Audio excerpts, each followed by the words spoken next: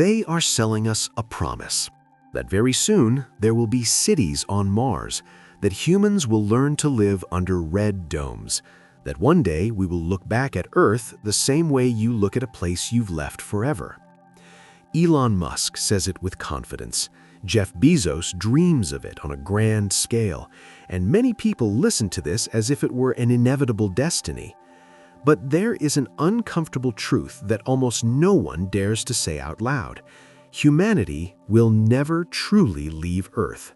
Not because we don't want to, not because we lack rockets, but because there is something far more brutal than any technological limit. There are limits that are non-negotiable. Imagine an ant at the bottom of a deep well. From below, it sees the light. It knows that the outside world is up there. It can even imagine it. But to get out, it has to climb, and every inch costs nearly all its energy. There is no elevator, there is no shortcut, just the wall. That is our planet. Earth is not just the place where we live, it is a gravity well, a bubble of air and water, an invisible shield protecting us from the universe, and we are at the bottom.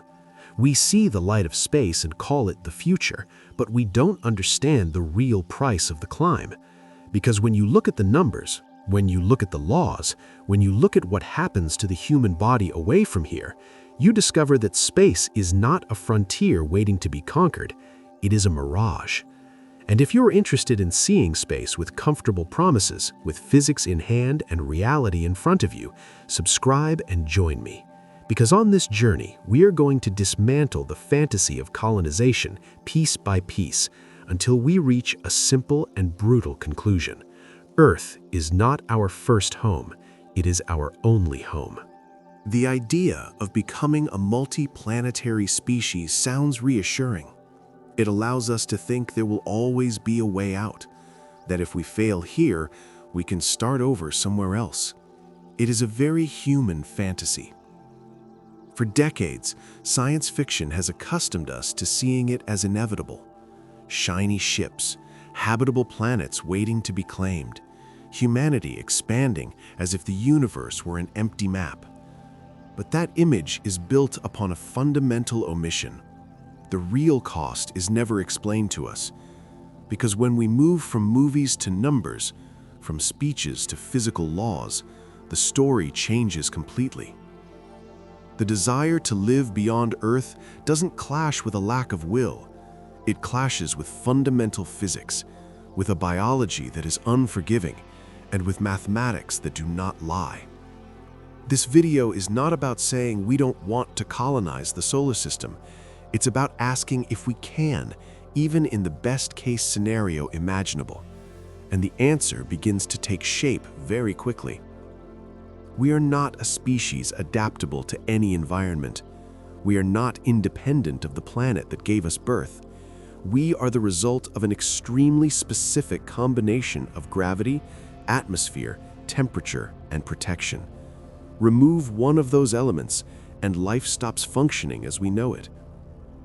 Over the next few minutes, we are not going to talk about distant futures or miracle technologies. We are going to talk about what we already know, about what has already been measured, about what doesn't change even if 1,000 years pass. Because understanding why we cannot live away from Earth isn't an exercise in pessimism. It is a way of understanding for the first time how extraordinary it is to be here. Gravity is usually presented as something friendly, what keeps you on the ground, what keeps things from floating away. But seen from another perspective, gravity is a colossal energy barrier. Earth doesn't just hold us, it retains us. To leave this planet, you need to reach a very specific speed, 11 kilometers per second.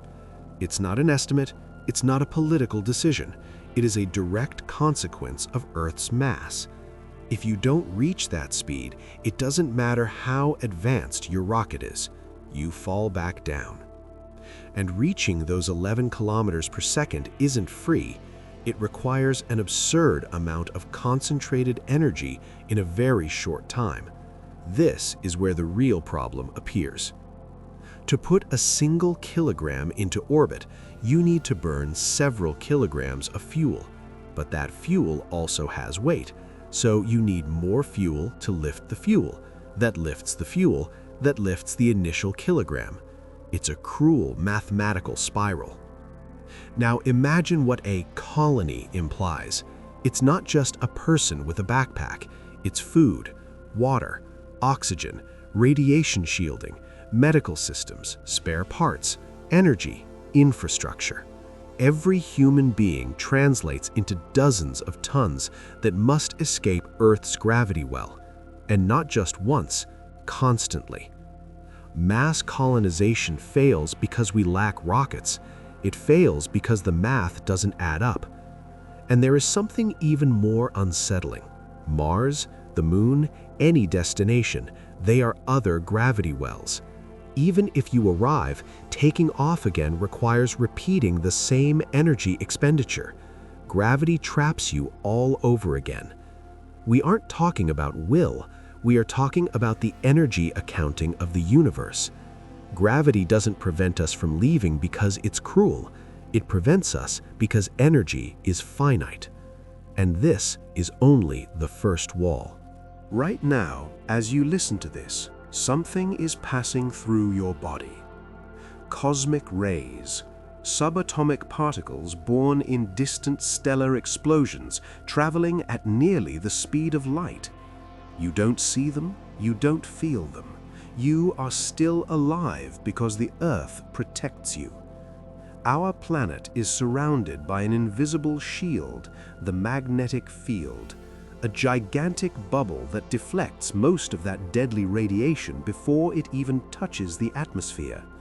Without that shield, complex life on the surface simply wouldn't exist. This detail is usually overlooked when we talk about colonizing other worlds. The Moon has no magnetic field. Mars lost its own billions of years ago. This means that away from Earth, the human body is directly exposed to the universe. The data is clear.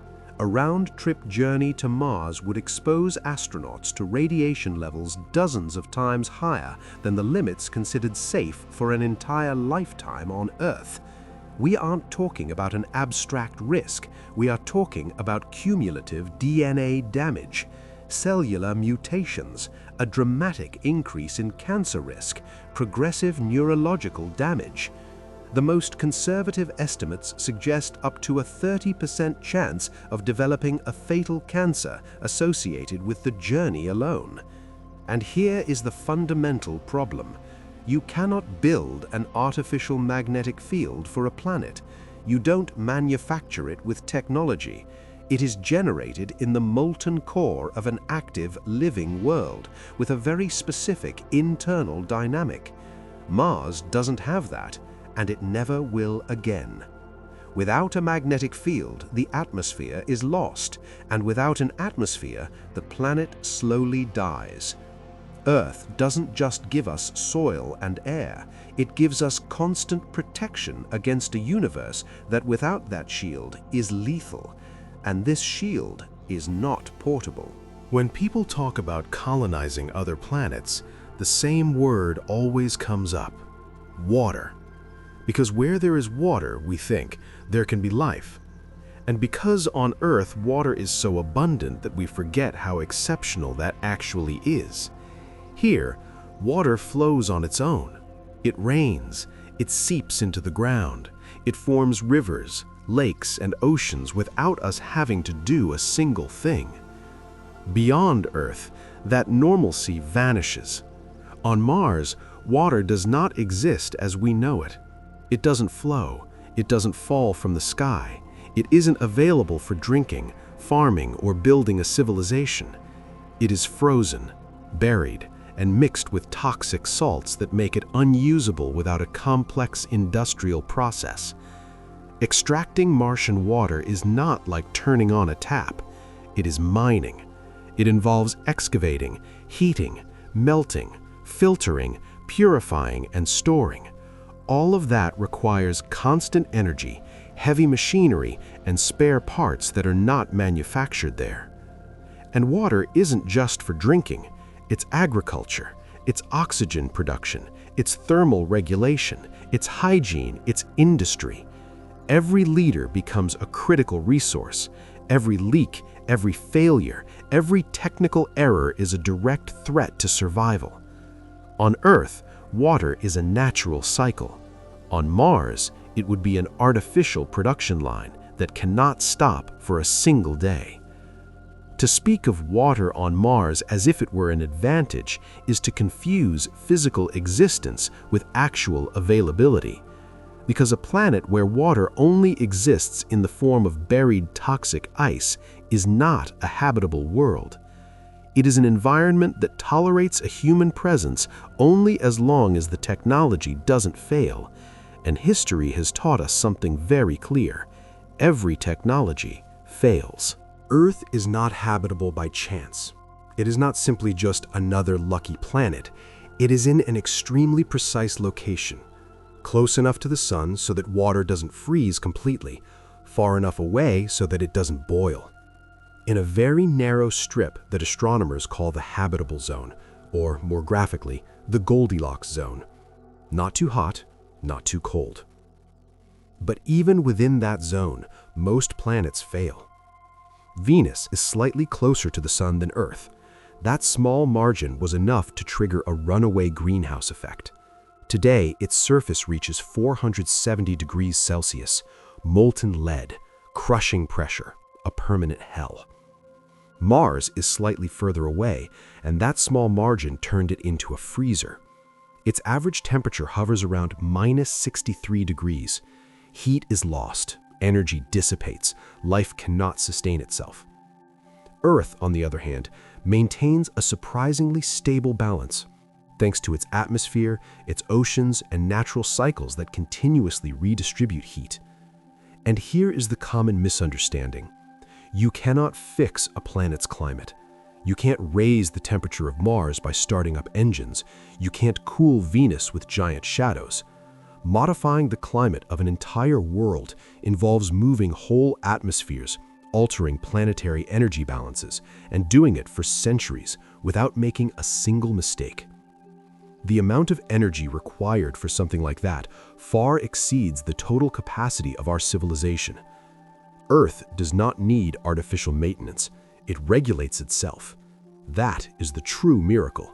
And it is a miracle that cannot be copied, moved, or manufactured.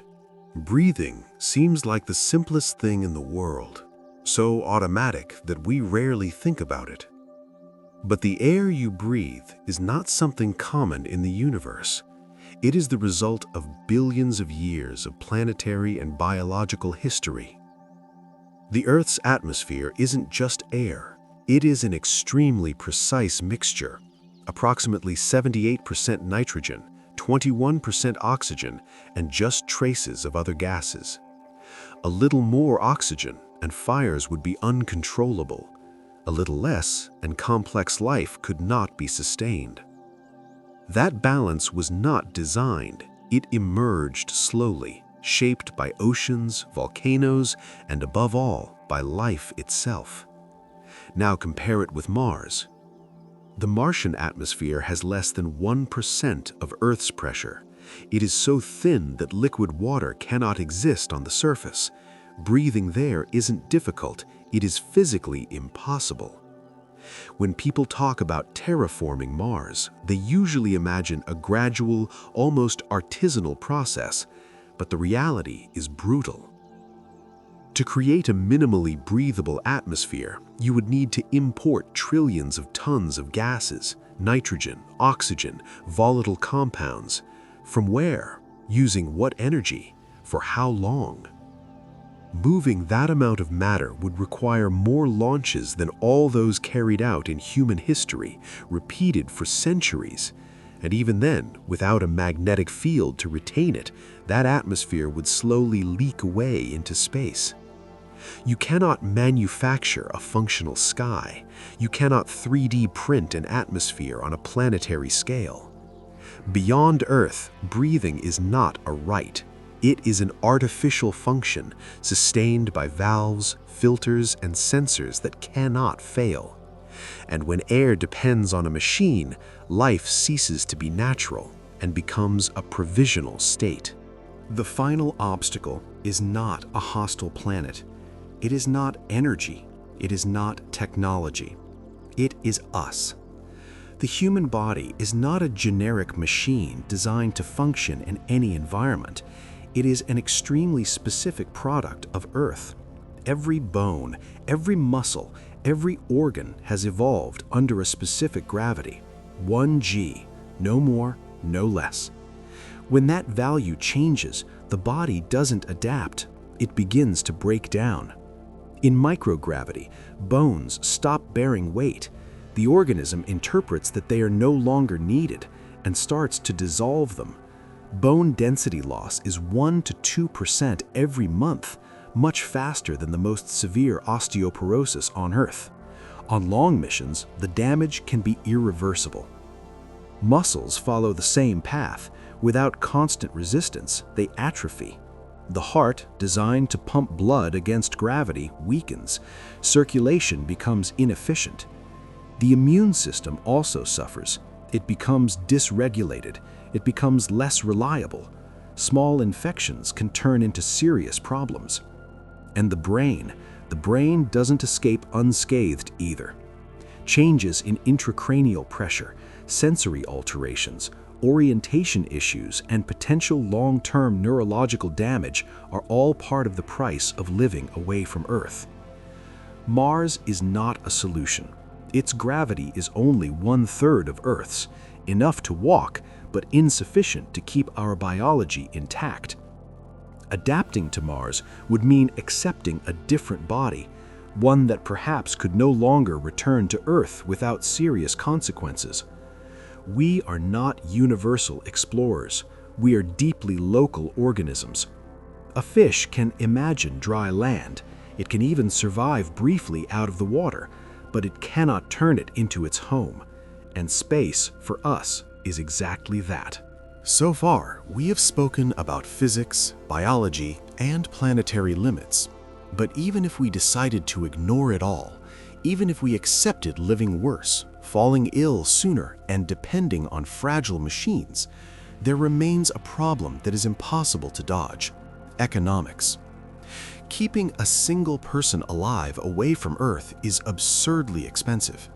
On the International Space Station, each astronaut costs hundreds of millions of dollars per year, and that is in low Earth orbit, just a few hundred kilometers from home, with constant resupply and a possible rescue. Mars is not that.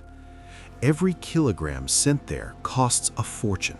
Every screw, every air filter, every medical part, every human error. A colony would not be an investment. It would not produce profits. It would not return resources to Earth. It would be a permanent sinkhole of energy and money. Everything would have to come from here: food, spare parts, medicine, technology, even specialized technical knowledge. And the further away the colony is, the slower, more expensive, and more fragile that supply chain becomes. There is no sustainable economy in a place where nothing is produced naturally. There is only subsidized survival. History is clear. Societies collapse when the cost of maintaining themselves exceeds their capacity to produce, and a space colony lives exactly in that imbalance. It is not independence, it is dependence taken to the extreme. And when resources start to run thin, you don't cancel a colony, you abandon it. After going through all these limits, it's easy to feel a deep sense of discomfort. The feeling that the future isn't as vast as we were promised, that there is no second home waiting for us among the stars. But perhaps that discomfort isn't bad news. Perhaps accepting that there is no plan B isn't a defeat, but a call to maturity. For a long time, we have spoken of space as an escape, as if Earth were a provisional place, a starting point from which we would eventually leave, and that has made us treat it as something replaceable. But the reality is different. Earth is not a first attempt. It isn't a rehearsal. It is an extraordinary combination of conditions that we don't know how to reproduce anywhere else. It has just the right gravity, the correct atmosphere, water in liquid form, the necessary magnetic field, a climate that self-regulates, and a biology that fits perfectly into that balance. We don't live here by chance. We live here because everything fits.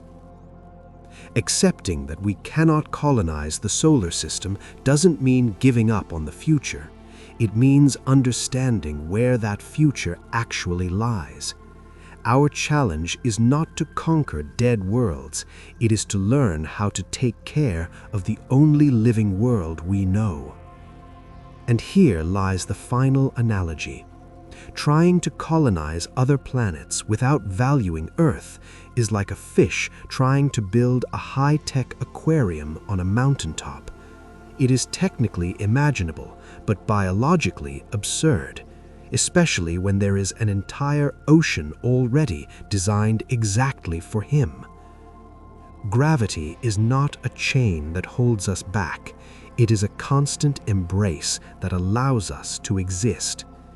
And perhaps the true evolutionary leap for our species isn't going far away, but finally learning how to stay and protect this extraordinary garden that we call home.